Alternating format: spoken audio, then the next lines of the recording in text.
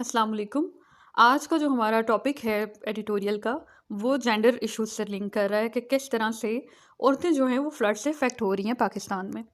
इसका टाइटल है women in Periyar. Periyar होता है एक ऐसी स्टेट ऑफ डेंजर जिसमें रिस्क इन्वॉल्व होता है कि आप बहुत ख़तरे में होते हैं। ये तो ऑब्वियसली बात है, जो लोग भी फ्लड से इफ़ेक्ट हुए हैं वो ख़तरे में ही हैं, क्योंकि उनके लाइवलीहुड जो है वो ख़त्म हो गया है, लाइफ स्टॉक तबाह हो गया है, घर तबाह हो गए हैं, खुराक मैसर नहीं है, दवाइयाँ मैसर नहीं है, पानी जो खड़ा हुआ है उसकी वजह से इतनी बीमारियाँ आ रही हैं, तो सब रिस्क पे हैं। लेकिन औरतें ज़्यादा रिस्क पे हैं। क्यों? क्योंकि हमारे जो कल्चरल और सोशल इश्यूज होते हैं, औरतों की मोबिलिटी नहीं होती, वो इस तरह से मूव नहीं कर सकती। और उसके अलावा उनका पर्दे वाली चीज़ें जो हैं फ्लड की वजह से मुतासर हुई हैं। इसके साथ साथ बहुत सी फीमेल्स जो हैं वो इस वक्त प्रेग्नेंट हैं, और प्रेग्नेंट फीमेल्स जो हैं उनको अच्छी डाइट, केयर और हेल्थ की फैसिलिटीज़ चाहिए होती हैं, जो उन्हें नहीं मिल रही, जिसकी वजह से ना सिर्फ बच्चे जो कल को पैदा होंगे वो अफेक्ट होंगे, बल्कि आगे फ्यूचर में भी इसके बहुत ज़्यादा इम्पैक्ट होगा। तो इसी चीज़ को डिस्कस किया है राइटर ने। एडिटर कहते हैं कि it is highly likely when the cumulative human cost caused by the floods is added up a few months down the line, the toll would be higher for women than for men। कहते हैं कि जब cut वो पूरी देखेंगे ना, calculate करेंगे कि कितनी जानें गई हैं, कितने लोग इफेक्ट हुए हैं, सारी चीज़ें जब कैलकुलेट होंगी तो जो वो रिजल्ट आएगा वो बहुत लाइकली है, बदला ज़्यादा इस चीज़ का चांस है कि औरतें ज़्यादा अफेक्ट हुई हुई होंगी इससे। क्योंकि इससे पहले भी जितना एविडेंस है, जो रिसर्च हुई है, जो डेटा आया है, वो बताता है कि गैदर्ड इन द आफ्टरमैथ जो है of a number of natural disaster around the world clearly shows that women bear a disproportionate share in burden of loss in terms of death, disease and emotional trauma. कि जितनी भी research हुई है, ये जितना भी डेटा आया आज तक किसी भी डिजास्टर का, चाहे वो कोविड हो, चाहे वो कोई सुनामी हो, कुछ भी हो, औरतें ज़्यादा अफेक्ट होती हैं इससे। क्योंकि औरतों की मोबिलिटी नहीं होती, औरतों के हेल्थ इश्यूज डिफरेंट होते हैं, उनकी इमोशनल नीड्स डिफरेंट होती हैं, और एक औरत को सिर्फ अपना ख्याल नहीं रखना होता, उसी टाइम पे वो बच्चों का ख्याल रख रही होती है, घर का ख्याल रख रही होती है, तो वो बहुत ज़्यादा अफेक्ट होती हैं इसके साथ। और फर्दर वो कह रहे हैं कि जितने भी ये हाईलाइटेड वर्ड है, साथ मैंने ब्रैकेट्स में जो है वो उनकी मीनिंग्स लिख दी हैं कि अगर आपको कुछ प्रॉब्लम आ रही है तो आप साथ में उसको देख सकते हैं। In fact, according to the UN, when disaster strikes, women and children are 14 times more likely to die than men। एक रिसर्च हुई यूएन ने की, उन्होंने कहा कि 14% ज़्यादा चांस होता है कि बच्चे और जो औरतें हैं वो ज़्यादा अफेक्ट होंगे। बच्चे भी क्योंकि वल्नरेबल होते हैं, औरतें भी थोड़ी वल्नरेबल होती हैं, इस वजह से वो उतने अच्छे तरीके से अपने आप को प्रोटेक्ट नहीं कर पाती हैं। और सेकेंडली आप देखें कि अगर खातून घर पे है, कोई भी इस तरह का मसला होता है, तो डेफिनेटली उसकी पहली कोशिश होगी अपने बच्चों को बचाए। आपने फ्लड की अगर वीडियोस भी देखी हो तो आपको ऐसी चीज़ें भी नज़र आई होंगी।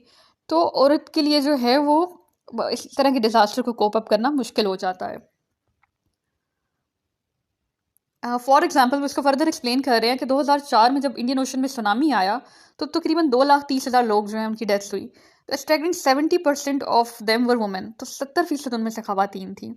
अच्छा, इसमें ना ये चीज़ देखें कि जब कोविड आया ना तो औरतें इतनी ज़्यादा डेथ्स नहीं हुई, वायरस के अगेंस्ट वो रेजिलियंट थी।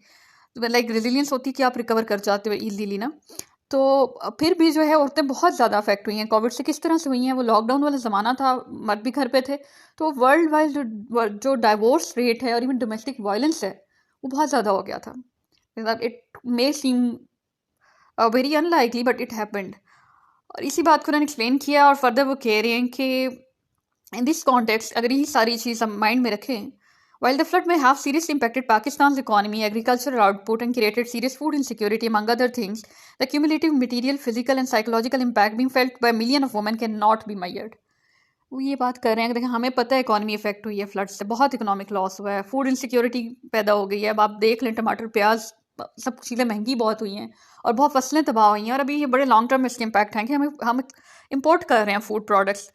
और लेकिन ये जो सारी चीज़ें हैं, हमारी सड़कें तबाह हो गई हैं, हर चीज़, ये सारी चीज़ें हम अगर साइड पे रख दें और हम वो डैमेज देखें जो ख़वातीन को हुआ है, तो ये कोई भी चीज़ उसका मुकाबला नहीं कर सकती। ऐसा क्यों है? क्योंकि आप देखिए 8.2 मिलियन जो फीमेल थी वो रिप्रोडक्टिव एज की इन इलाकों में इफेक्ट हुई हैं, और उनमें से जो 6,50,000 ख़वातीन हैं वो इस वक्त प्रेगनेंट हैं। उनको केयर, मेडिकल फैसिलिटीज़ और अच्छी खुराक और हर चीज़ की ज़रूरत है। आपका घर तबाह हुआ है, आप खैमे में बैठे हुए हैं, आपको वहाँ प्राइवेसी भी नहीं मिल रही, आपको वहाँ पब्लिक टॉयलेट की एक्सेस नहीं है।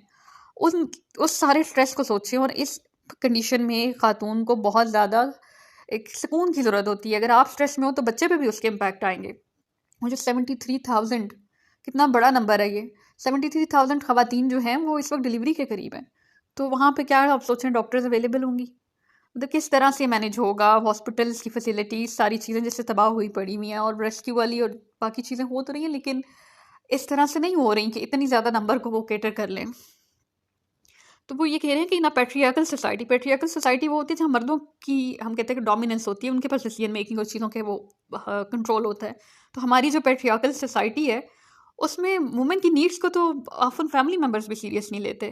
तो कहते हैं कि इस तरह तो एज्यूम किया जा सकता है कि जो साइकोलॉजिकल उन पे इम्पैक्ट्स आएंगे और जो मेडिकल रिक्वायरमेंट्स उनकी पूरी नहीं होंगी, जैसे कि वॉशरूम, सैनिटरी और चाइल्ड बर्थ किट्स, जो चीज़ें उन्हें उस वक्त चाहिए होंगी, तो वो उनका क्या होगा? अभी भी रेस्क्यू वाली आप चीज़ें देखें, जितनी भी एड जा रही है, बहुत ज़्यादा पोर्शन जो उसमें है, परसेंटेज जो है वो मेल्स की है।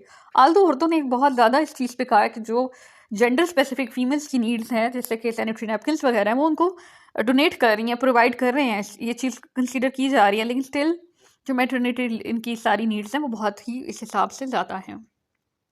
तो health of the infants being born during this calamity is also inherently linked to their mothers health. बच्चा ऑब्वियसली जो है वो माँ के ऊपर डिपेंडेंट होता है।